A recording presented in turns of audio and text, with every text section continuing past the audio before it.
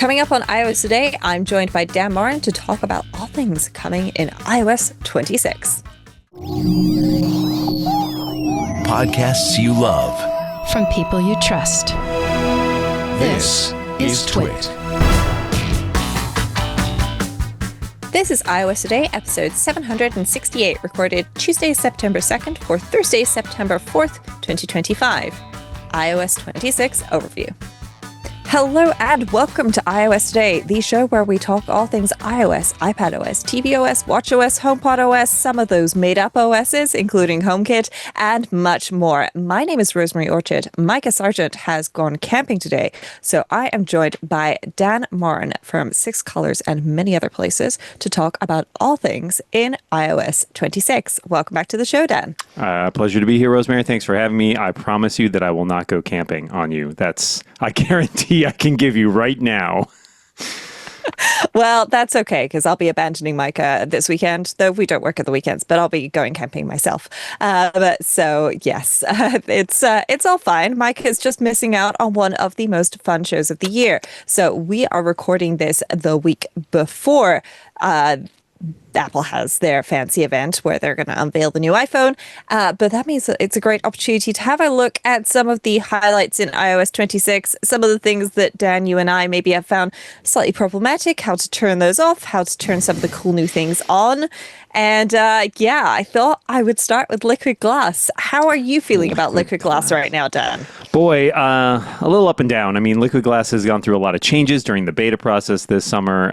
It's gotten more transparent, less transparent, more dynamic, less dynamic. It's kind of all over the place. I just installed only this morning the most recent of the developer betas and have yet to see whether or not things have changed there. But overall, I guess my feeling is it takes some getting used to. It's obviously a departure from what we've been using for the last many years.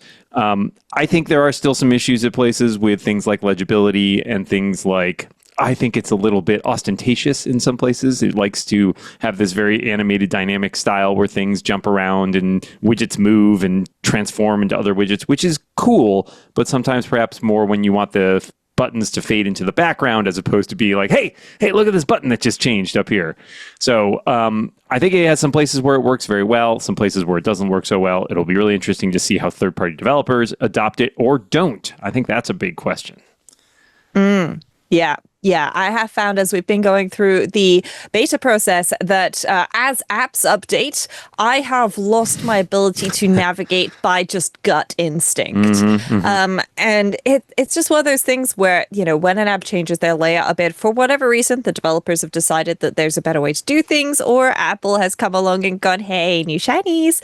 It does make things quite different.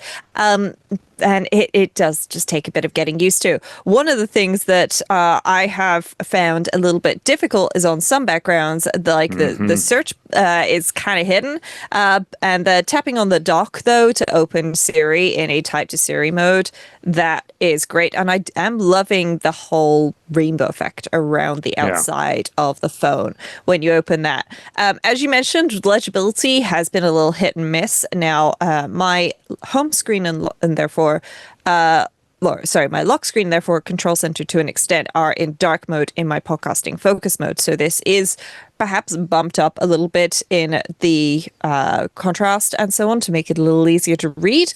But the control center has gone through a few iterations of changes. The first iteration was very see-through.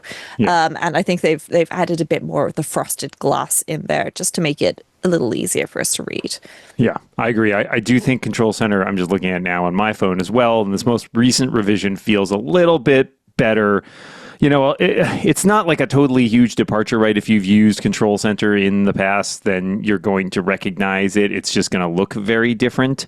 But it does have those like little, reflection sort of things. And if you move your phone around, like the reflections kind of move on the edges of those bubbles, which is kind of wild. I don't know. I'm always interested to see how the less tech savvy, more general user will respond to these things, because I use my wife often as a proxy for that, because she is not into this at all, and her gut reaction usually to seeing new things is, that's stupid. Why did they change it?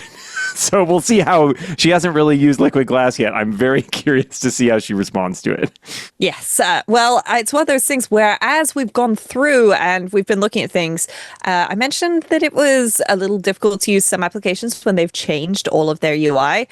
One of those is Safari. I don't know how you felt about new Safari, Dan, but this default Safari has messed with me. So this is what Safari defaults to in the UI of the iOS 26. So it's got a 3-dot button in the bottom right where there's new tabs and bookmarks and all of those things, including the share button, which is the button I use most frequently in Safari. 99% of the time I feel I'm sharing something. There is a back button, which in this case, takes me back to DuckDuckGo. But what I have found is in settings. So previously, all of the UI for Safari was at the top, and then they moved it down to the bottom, and then you could choose to split it back. I found if I go into the Safari settings inside of iOS settings apps Safari, then if I change tabs to the bottom, this just makes the entire Safari UI significantly easier for me to use. And I'm really hoping that more apps will be adopting alternative interface options, for want of a better way to put it. So I've got my share button back. I've got my tabs button back. I've got my forward and backward. And then of course I can see the URL and everything and get to all of my Safari extensions. But this was definitely one of those things where for a little while, for about a week after I first installed the beta, I felt like my phone was broken whenever I opened Safari. And thanks to, I don't remember who it was. It may have been Ricky Mondello or somebody posted on Mastodon and said, try changing this and then Safari will be usable again. And I personally agree. I feel I need to go back and give it a fair shake though, because it does take a bit of getting used to with all these new UI changes, and the controls being under your thumb is generally a positive thing, I would say. It's just a little bit confusing to start with. Yeah, I've been trying to live with this new sort of compact view, as they style it, since the beta started coming out, just as kind of give it that fair shake, see if I could get used to it. I think it's funny that you mentioned the share button. This is still true as of the most recent beta. Not only is there a share button under that 3-dot button, but if you press and hold on the URL bar in that compact mode, there is also a share button under there. Why it's in both places, I don't know. It's very weird. But it is a little weird for me getting adjusted to that, because if you've been used to having access to those buttons on the toolbar, it's hard to remember sometimes which of these various things, because pressing and holding on that dot button versus pressing and holding on the URL button versus pressing and holding on the back button can all yield additional options, which has often been the case. But with so few options up front, you kind of have to dig a little bit more, and it can be hard to remember which buttons are where. Like, you have to make a new tab, you go to one button, but to close it, you go to another button. And sometimes I can find that very difficult, and I end up hitting both. Okay, was it under this button or under that button? I don't mind the idea that it gives you more room for your browsing, just in terms of not providing as much, thickness at the bottom for that toolbar. But I agree that's certainly a trade-off versus being able to quickly get to whatever button you need. Yes, and speaking of not being able to get to whatever button you need, Camera has had a little bit of a makeover, which generally I'm in favor of. It's a little nicer and easier to use, but the one thing that I open Camera for and go to frequently is portrait mode. And the one thing that is not displayed in this new wonderful UI is portrait mode by default. And I keep swiping in the wrong direction to get to portrait mode. I try to swipe to the right where it is instead of swiping to the left to drag the right option in, which is a little confusing for me. And I'm just working on trying to get used to that. But overall, I feel like it is a more intuitive UI. The vast majority of people I know, when I've observed my parents and my grandparents and my friends using their phones, they just want photo or video. So for them, 99% of this is so much better. And also tapping on the word photo at the bottom brings up the options for things like your flash, live photo, timers, exposure, styles, and aspect, which is really great to have as fast access options, which were perhaps a little hidden before. But it definitely messed with me a little bit. So I'm trying to remember, and I just did it wrong again. There we go. Pull from right to left to get to portrait mode. And at some point I'll learn it, or maybe I'll figure out how to program my action button to open the camera in portrait mode. Because, we still have the action button at the moment. I don't know what they're going to do to us next week, but we'll find out next week, I'm sure. Yeah, I agree with you that the camera simplification is nice because most people, and I include myself on that, want to do mostly video or photos. It'd be nice if they let you pin maybe another mode or two if you're like, hey, I do use portrait all the time, or I really want to take panoramas or whatever. And I agree with you. Like I was on vacation last week and I was trying to take a panorama from the dock at the lake I was on. And I'm like, my God, where is it? You know, like flipping through a whole long dial of things. So I appreciate though that for the most part, all the things that I don't tend to use because like most people probably with an iPhone camera, I'm just taking a picture. I'm not messing with exposure. I'm not changing the flash. You know, the flash should always be off in my feeling. And I appreciate that it's less complicated. I think most people will be pretty happy with it. And if you're not, there's a lot of great third-party alternatives, which is a nice thing that Apple does sometimes is we're going to slim it down a little bit. And if people want more, they have lots of great options in the App Store. Yeah. And speaking of wanting more, phone has had some upgrades, including call screening and hold assist. And I have been using call screening because I do get quite a few spam calls, but also my doctor's surgery likes to call me from unknown number.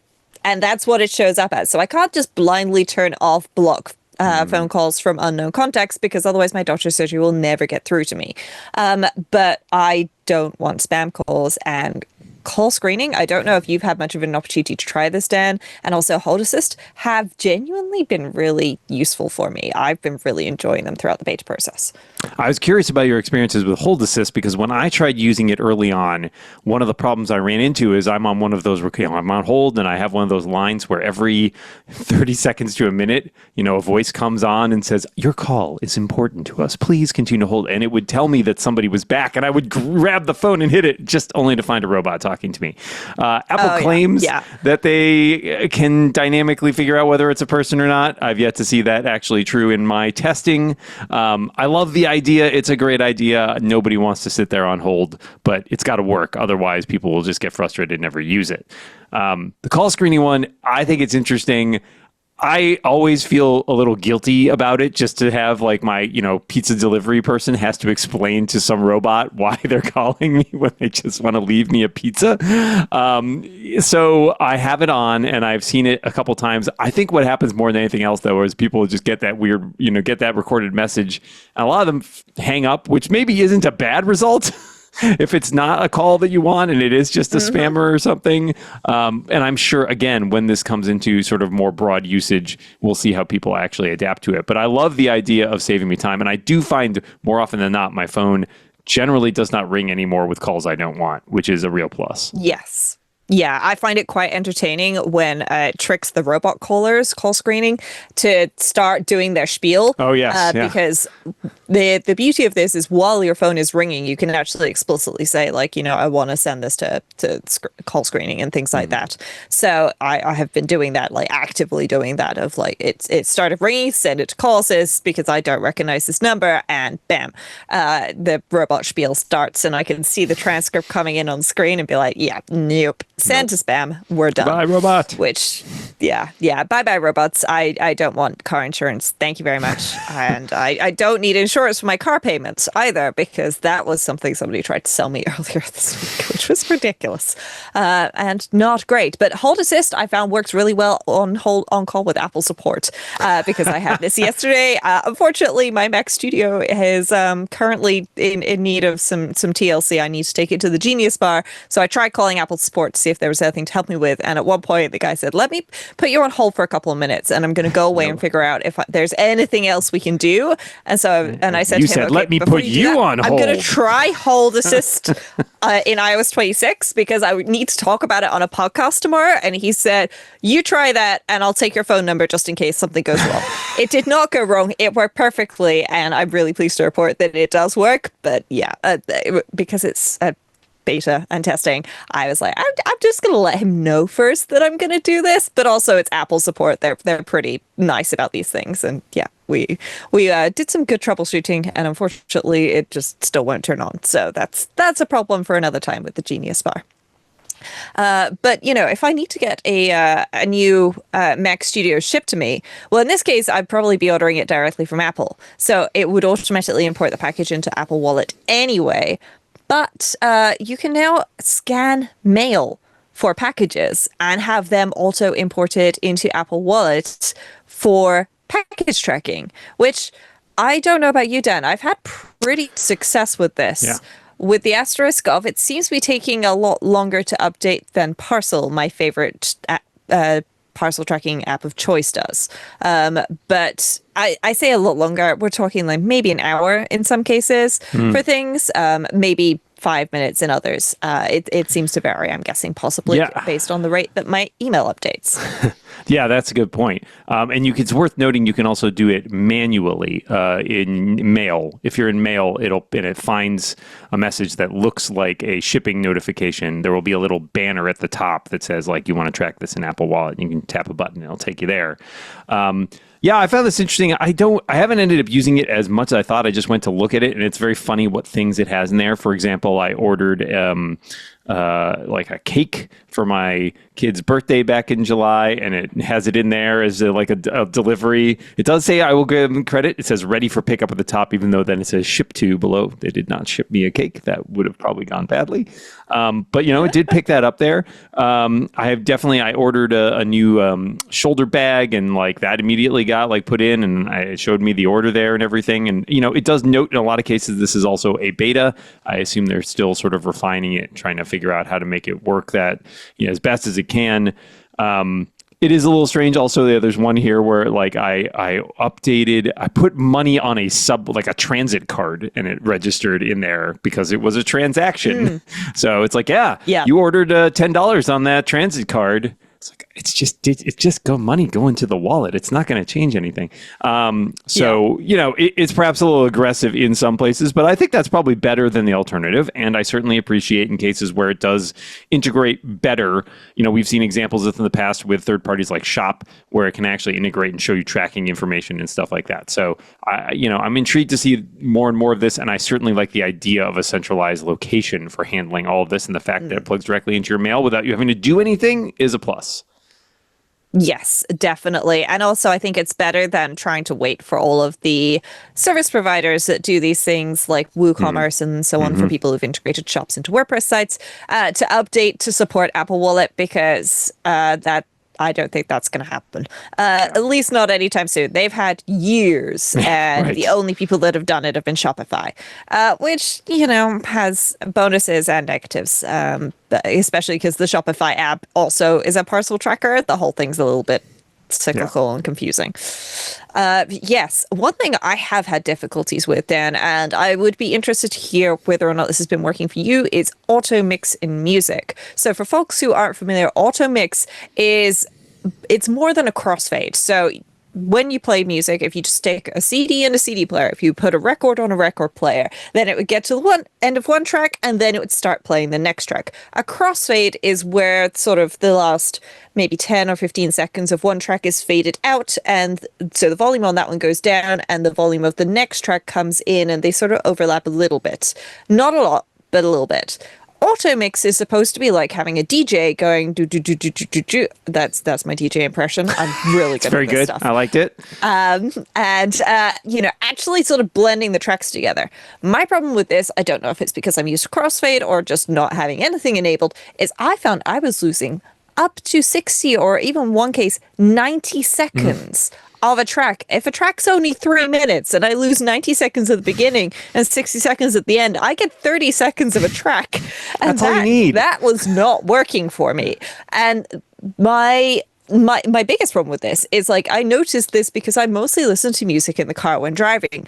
Guess what one setting you cannot change in CarPlay's music settings? Well, I mean, there's a lot of settings you can't change, but that one I really wanted that off, to the point where I pulled over to the side of the road safely. There was a place to pull over, and found the setting on my phone and was like, this needs to go off now, because this is driving me crazy. Have you had a better experience with this than I have? No. No. It's weird. It's a weird feature, and I think to your point, it's overly aggressive at times. And I think it's a little strange for me as someone who tends to be very much a I recognize songs and I have expectations for that. It's I don't love going to live music a lot of times because that's not how they play the song. I know the recording, right? And so I struggle sometimes because what it's actually doing here is to mix these songs. I think in some cases it's it's like changing tempo a little bit. Like it's like, it changes the pitch and the speed. Exactly. And I kept catching that when, and the other thing is I have a super weird eclectic musical taste. And so it will have these jumps between two songs. You're like, oh my God, who would ever mix these two songs together? I'm trying to remember. I had like the end of a James Brown song going into like, I don't know, Ghostbusters or something. And I'm like, oh my God, please don't do this. I had K-pop Demon Hunters, or one of the tracks from K-pop Demon Hunters blended into Bohemian Rhapsody. And Freddie Mercury is rolling over in his grave. Well, honestly, I think that Freddie would have been open to the idea. He was very creative with the music, but at the same time, it just broke my brain. It's weird. Like to the point where I had to pull over the car. Yeah. And to your point, I definitely ran into that a couple times where the song is, especially on a song that's like on a fade out or something, and it would go a little early, and then you get the beat maybe of like another song that's coming in if there's like an opening few bars with just like a rhythm or something, and you're like, what is happening? Am I losing my mind? What is happening to this song? So it's an interesting idea. I think they need to, that DJ needs to be told to settle down a bit, you're getting a little too avant-garde here. Yeah, Burke in the chat has said that it is only it's the strength of the feature is that it works when your music is a similar genre, or if it's like dance music, EDM. That makes a lot of sense to me. I would like to be able to turn this on and off per playlist rather than overall, because I have some playlists which are like, these are all like a very similar, this is 80s electric or something like that. That could work really well.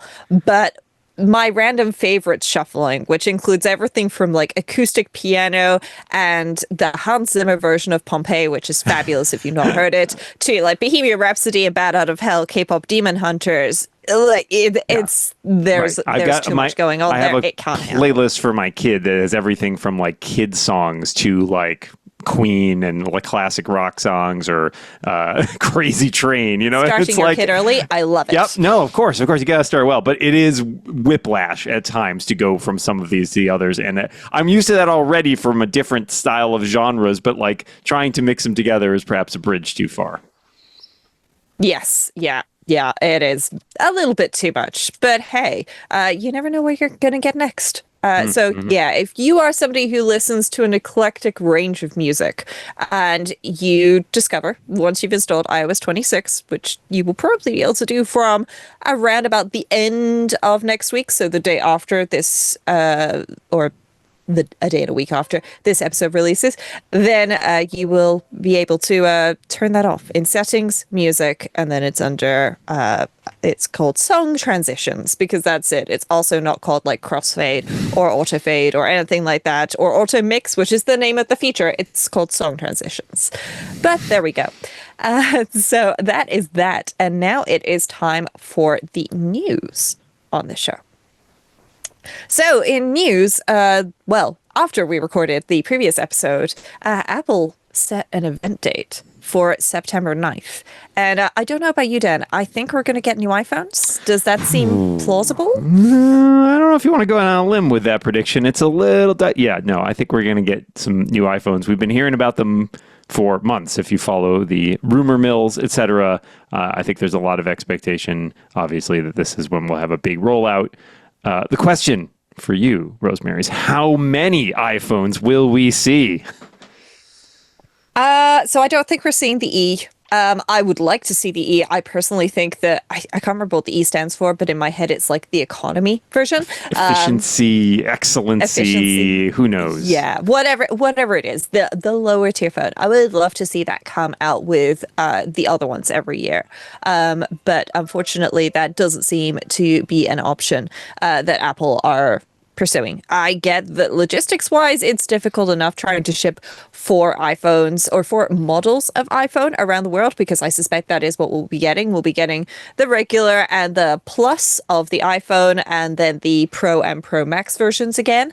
But I'm not sure. What color do you think we might be getting, Dan? And how many iPhones do you think we'll be getting? I have heard some rumors of an orange iPhone, and I'm intrigued. I'm on the upgrade program. I get a new phone every year because I spend a lot of time writing about it. I've been on the base level Pro for many years now, and the Pro has had a a mixed and varied assortment of colors or non-colors in many cases available. So if there's an option for something with a little more pop, a little more zing, I'm here for that. Obviously, in addition to the Pro, I think it's likely we'll see the larger Pro Max. Seems likely we'll see the basic iPhone 17. And then the real question is this new thinner model, the supposed iPhone 17 Air. I am intrigued. I mean, I like the idea of a lighter phone in my pocket for sure, but the trade-offs, that's always my question is like, what am I sacrificing from the Pro to get that lighter, thinner phone? Like, am I sacrificing a camera? Am I sacrificing battery life? Like, I don't know. I'm curious to see how Apple's going to spin it. Yes. Yeah. It's one of these things where I could get on board with only having 2 cameras on my phone. If I had Zoom, I basically never use my ultra wide. Ultra wide is a really rare thing for me, but Zoom, I use it all the time. So it's really nice having that Zoom lens, and I don't want to drop a lens. I wouldn't mind having a smaller phone. This is the Pro phone, and in my hand, like it's okay, it's comfortable enough. But I had a Mini for a while, and I miss it. So I don't know. Maybe we will see the Air. I feel like having 6 iPhones in a line would be a lot. They're never going to stop. Well, it's going to be all iPhones. I think they'll keep making them until morale improves. Yes. I mean, I'd love a folding iPhone. If they can give me a folding iPhone that I can turn into like an iPad mini in my pocket, that would be great. Give me that. Next year, man. Next year. Keep your eyes peeled. Next year. Yes. Yes. Well, we shall have to do that. But there we go. That's that. I think there's also some other things rumored, Dan. You have probably been a little closer to the rumor mill than I have, but I've heard about AirTags 2. AirTags 2, that's one rumor that we've seen out there. Everybody wants to know, well, the AirTags, like, what would they do with new AirTags? There's some discussion that maybe the ultra wideband would be taken up a notch, which might provide better range or more precision. It's possible they might be able to enhance the battery in some life. Unclear. I've also heard rumors about improving the speaker just to help prevent with some of those anti-stalking measures that they've put in place. But, a lot of the AirTags kind of do what they need to do. And I think that's one place that, there's maybe not as much room for updates, but it will be intriguing to see what Apple can do there. Generally, when we see new iPhones in the fall, we see them paired with Apple Watches. So there's likely to be some improvement on the Apple Watch front. Again, the rumors there have been a little sparser in terms of what we might see this year. I don't think that there's going to be any sort of major redesign to the Apple Watch this year. That doesn't seem to be in the cards. I think we'll probably see a Series 11 and an Ultra 3 has been the rumor. Again, the Ultra to Ultra 2 jump was not particularly huge, and then they sort of took the year off and made a black one, and that was it. So maybe they've got some stuff in mind for that. AirTags in black. Yeah. Oh, there you go. That could be our colors. How about a broad variety of rainbow colored AirTags? Man, people buy them just rainbow, like the AirPods Max. These are right. blue, by the way, for the people at home who are watching the video. They are not silver. They look silver. They are blue, I promise. Just squint, and maybe put on some blue-colored glasses first. And then the other thing I think that we expect to possibly see are AirPods Pro 3. As far as what we might see there have been some rumors of health sensors. We've heard for a while that they might incorporate either cameras or some form of temperature sensor for, like tracking that information, maybe during workouts or what have you. The other thing that's been rumored, and I just saw a rumor today that this may have been delayed, but I will be surprised if it's, maybe it's in beta or something, is the live translation feature, which obviously we saw a bunch about in iOS 26, iPadOS 26, etc. But that essentially you would be able to put in your AirPods and get a live, talk to somebody in a foreign language and get a live translation of what they were saying, which is really cool. I mean, a lot of other competitors have done features like this in the past, including Google.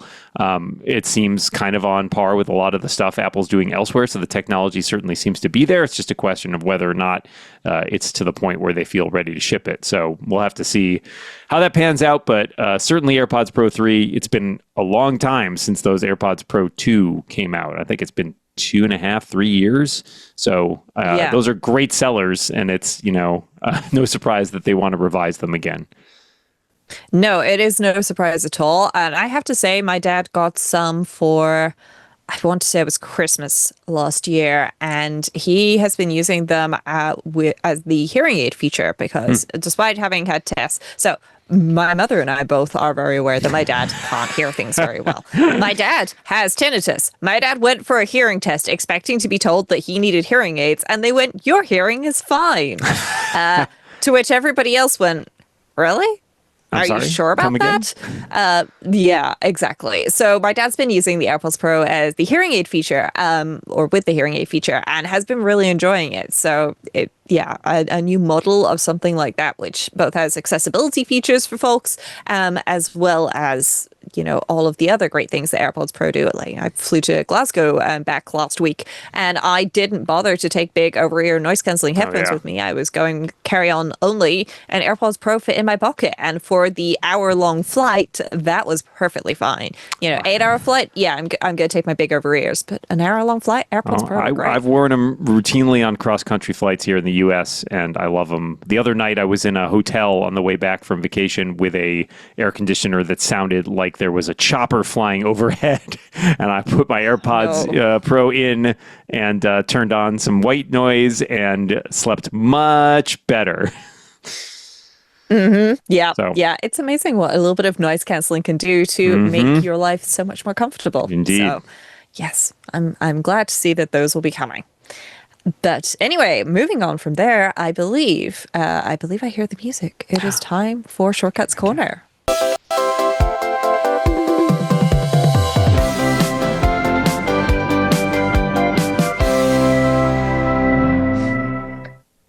Well, it is time for Shortcuts Corner, the part of the show where I answer a shortcuts question and tell you how to solve a problem with shortcuts. However, today I decided that it would be much better to look at the Shortcuts AI model actions, which are inside of Shortcuts coming with iOS 26. Because I know Dan has opinions on AI and using AI to replace his job because it's so great at creative writing, isn't it?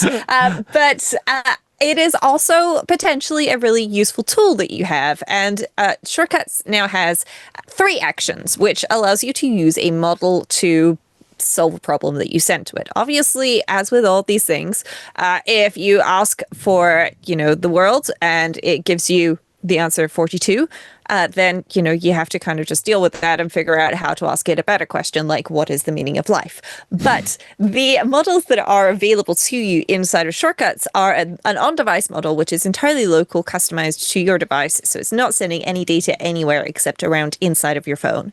There is the Apple Cloud model, and then there's the ChatGPT model. And the way that these can be used is actually modeled quite nicely. If you go into the gallery in iOS 26, then there's an Apple Intelligence section, and there are some shortcuts there to show you how to use these. So there's one that shows you how to get started with models. There's one that'll do a morning summary for you. So you feed it a bunch of data and then say, hey, now using this data, give me a summary of my day. And then there's one with a haiku, where you can get a haiku, action items from meeting notes, figuring out a recipe from your leftovers, summarizing a PDF, and reviewing a document. And I was wondering, Dan, have you been using AI like ChatGPT things, and has it been working for you? Is it beneficial? And would you actually use shortcuts maybe to solve a problem if you could?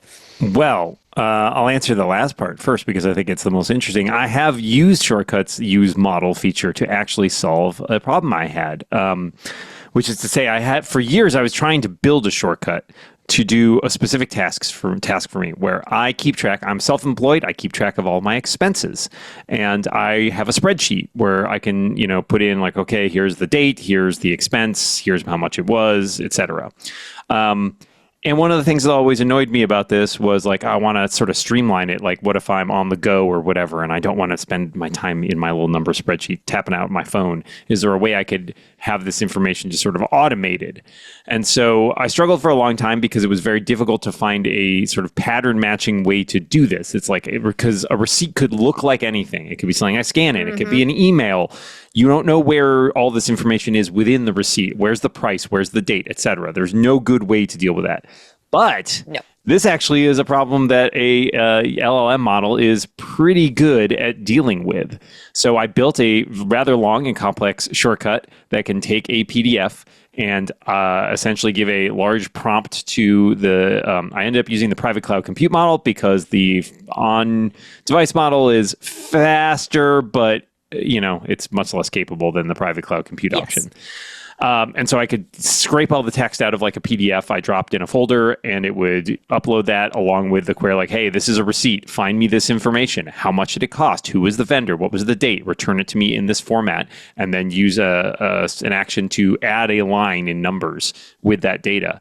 And I've spent some time over the last month or two debugging it and sort of figuring out where it gets stuff right and where it gets stuff wrong. And like, can I clarify the prompt, or can I sort of, put in more controls to clarify or, normalize the data it's getting fed. And I've actually got it working pretty well now. So it's because of the fact that you can take a huge unspecified blob of text that could look like anything and be like, hey, you good at pattern matching model, like find these information within it.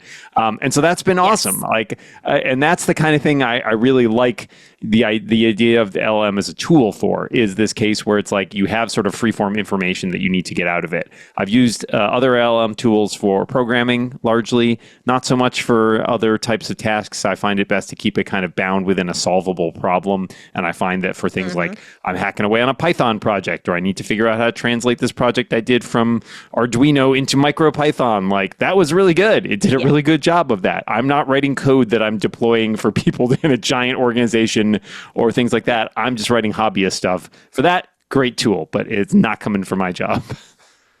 Yeah, absolutely. I suspect it's not going to be writing your next book for you. That seems slightly problematic, though I'm sure, as many authors have experienced, that somebody has unfortunately fed it a copy of at least one of your books in ebook form. Very true. But hey, at least maybe it can then answer people's questions and point out little Easter eggs that they missed.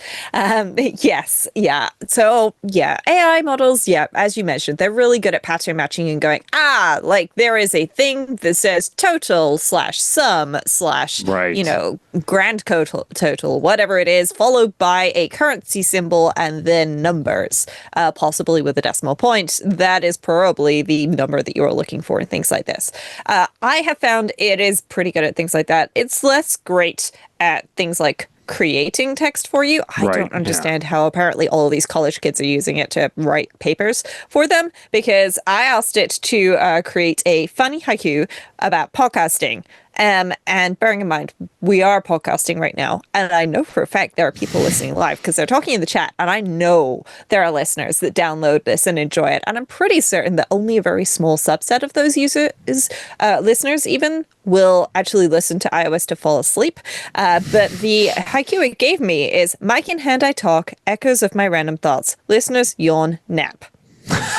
Wow. Feels a little depressing. Wow. Pointed. I mean, maybe I should ask it to create a limerick for me next time. That could be there better. You go. Limericks are more upbeat. Everybody knows that. Exactly. This is very true. But yeah, I think it is really nice to have the option of using these models. And in particular, if you do have, for example, a series of reminders and you've got a bunch of notes and stuff in those, being able to feed all of that in and then say, hey, tell me all of the, things that I need to do this morning before it rains this afternoon. And like one of the things in there is laundry, because then afterwards, you have line dry laundry outside and it's going to rain this afternoon, then that could be useful, but it needs contextual awareness provided to it for all of that. And yes, as with any AI things, it's all about what you give it, because you get what you give to an extent, at any rate.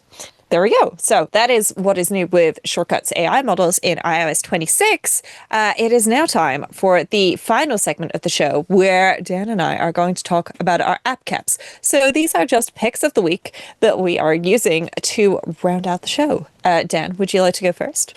Absolutely. As I mentioned, I was traveling recently. And so one of the things that I thought to throw into my bag this time was a little Bluetooth speaker. I was down at a lake house that I go to every year. And, sometimes I like to listen to some music while I'm cooking, or, my wife and I watch some TV after our kid's gone to sleep, or my kid wants to listen to music, etc. And so my recommendation here is the Tribit Stormbox Micro 2. which is a great little Bluetooth speaker. I bought it a few years ago, I think when we went to Disney World, just to play, honestly, just to attach to his stroller and play white noise to try and get him to nap. We already discussed the virtues of white noise while napping. And I was really pleased with it. It has great battery life. It has surprisingly great sound for something that's probably, I should have grabbed it, I realized, but it's over on that table over there. That's something, it's only about this yay big, right? And so it has a surprising amount of bass. I actually have like a nice, I have the Sonos Roam, I think, the portable speaker. And I find this actually is comparable in sound, and the Sonos one is very good. And this one, I was surprised that it was this good. And its battery life is also much better than the Roams. One of the other things that I really like about it is that they really splurged here. It's a Bluetooth speaker that can be paired to more than one device at once, which is great. Yeah, that is a big because feature. I get so annoyed whenever I have an iPad and an iPhone, and it's like, oh, you're kidding. I got to go unpair it from the iPad so I can go pair it to the iPhone. And I believe it's also water resistant up to a certain amount. It says it can be submerged in up to 3 feet of water. I have not tried that, but it's perfectly good as like an outdoor speaker if you're carrying it around, like strapped to a stroller, or you're outside and it starts to rain. Like, it's pretty resistant. So and it's charges with USB-C, which is also great. Yes. So I highly recommend it. I've really been impressed with it. Just a great little Bluetooth speaker, not too expensive. I think it's like $70 retail, but I bet you could find it for $50 or cheaper on Amazon or something like that. So if you're looking for just a handy Bluetooth speaker to throw in a bag and carry around with you, it's a good choice. Excellent. Well, I will be keeping an eye out for those. So I have a Sonos Roam 2. So I feel like I should probably not buy more Bluetooth speakers. I feel like I probably have enough. But if anybody needs one for, we have holiday seasons coming up where people may be entitled to presents. Entitled to sounds weird. But yes, I'll keep it on the list of things that I could potentially get people. So my pick this week is it's this little gadget. This is the Fomemo D30 label maker. Now, I have talked about labeling things in the past. Labels are great. There is a label on the back of my label maker which tells me what this label maker is and which app it uses, because yes, I use an app to print this label maker. It's not one of the ones with like a keyboard or a wheel that you need to turn or anything like that. This is really great. And it comes with a variety, or it has a variety of label options. So by default, it just prints like black text on a white label. But you can also get like shiny, silvery, chrome-esque holographic labels. You can get pretty, like I've got some pinks and purples and blues and all sorts of labels. And with it being September, as we record this, a lot of people will be back at school or college or, looking at getting things, trying to tidy things away for the end of the year. And a label maker is honestly, genuinely one of those things that makes life a lot better. I am going on a camping trip this weekend and then another one the next weekend, and that's going to be it for the rest of the year. So this weekend when I go camping, I know it sounds nerdy. I'm taking my label maker with me because anything that is in my camping kit, I'm just going to write a little label, stick it on the outside of the box, and then I will know for next year, oh, that is this stuff. Okay, cool. So I won't have to open the boxes and go through everything to figure out what's what. And yeah, label makers are great. The standard label size that comes with this is 12 millimeters by, I believe, 40 millimeters.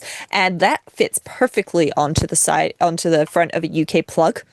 Which is amazing. They also do smaller labels. And yeah, I love it for labeling plugs, with the holidays coming up, especially, end of November or end of October, rather. It's creeping closer. I know some folks put up decorations for Halloween. Don't forget, label your plugs, folks. Label your plugs, because that way there is no more mystery. What is this thing plugged into the wall? And it turns out it's the inflatable skeleton. It's also a fire-breathing dragon that's outside and somebody unplugged it and now it's just sitting there in the dark. All set. So yes, labels. Label makers are great. I really thought you were going to say that you were going to label everything you found on your camp. Stick, rock, raccoon. I mean, I'm going camping with a friend, not this weekend, but next weekend. And said friend has a 4-year-old and a dog that will be coming with us. I think I could take my label maker with me then and an extra roll of labels and let the kid label anything they want. Identify some leaves. Yeah. Badger. Yes. That'll be fine. Anyway, that is it for this episode of iOS Today. You can catch us every Thursday here on the Twit Network. If you would like to join us live, we do record live on Tuesdays at 9 a.m. Pacific, and that is another time Eastern, but I can tell you that is 5 p.m. UK time until we get to the time change a little bit later in the year. With that being said, Dan, if folks would like to follow you online, where should they go to do so? I am in many places. You can generally find me using the username dmoren, but for sort of my central landing page, go to dmoren.com, where you'll find a link to all the podcasts I do, the 6 Colors where I do all my writing, and all of my many books, science fiction and fantasy and all that stuff. So yeah, dmoren.com, best place to find out who I am, where I am, and follow me.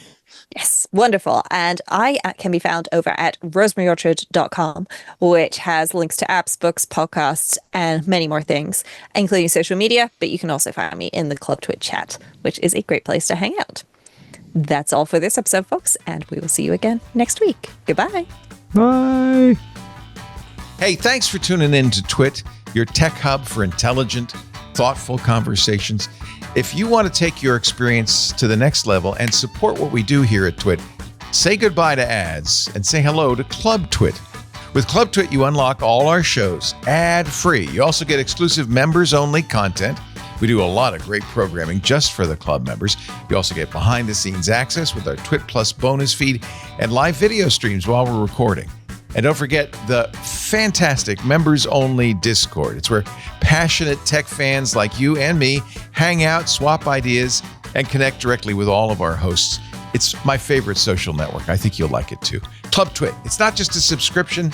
It's how you support what we do and become part of the Twit family. Your membership directly supports the network, helping us stay independent and keep making the shows you love. If you're ready to upgrade your tech podcast experience, head to twit.tv/clubtwit and join us today.